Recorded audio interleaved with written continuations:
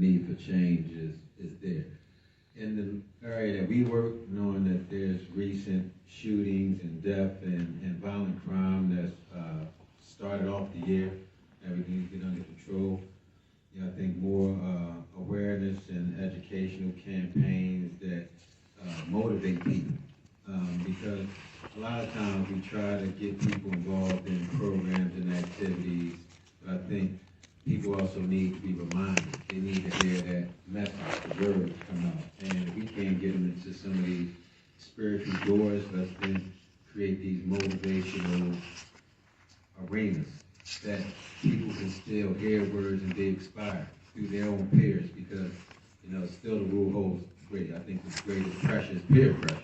You know, you respond to your peers differently than other groups. So to actually hear your peers, motivate you, advocate, I think, you know, creating that atmosphere would be helpful in terms of change. The other thing, housing. We talk about it, housing is a need, not only here, just the limited housing stock in general.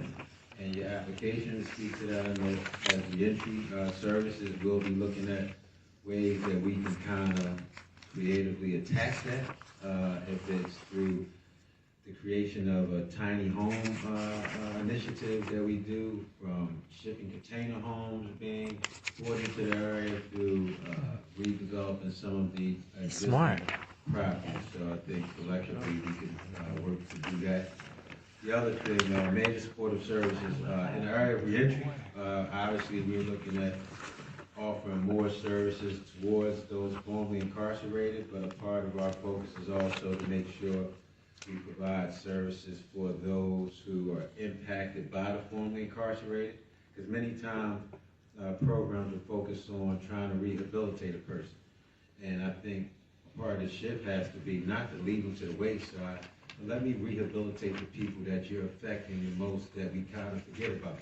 Because while we're trying to have you recover, if it's a challenge having you to change and improve, then I'd rather improve the lives of those that you are affecting that we just totally forget about because they haven't deemed to be criminal or people in problem.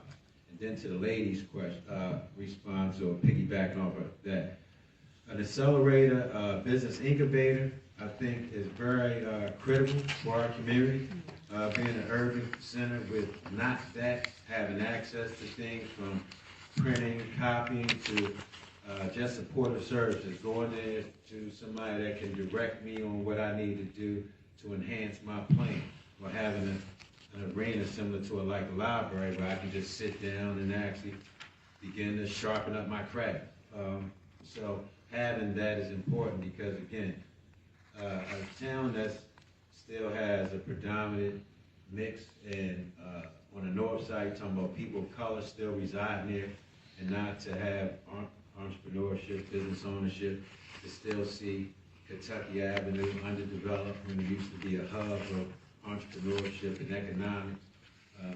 You know, having some type of incubator, accelerator back in the town would be very critical. And I don't know how that works with CBDG. If it's something that you look for public-private partnership, if there's someone that community has to come with that vision and present it to you, or do you engage somebody from the community to partners that's looking to do that? So you need to know that too. It's all, it's wonderful. I'm telling you. Smart. Good afternoon, everyone. My You name is must Gregory Freelon. work here, so. I am the Executive Director of Coastal Cousins Heritage Gardens, doing garden nutrition and education and the ground food equity work through and with our partnership with Crops, who's actually Executive Director sitting right next to me. I want to piggyback off a couple of your comments here, particularly about the incubator. It's something I may have known enough to speak on.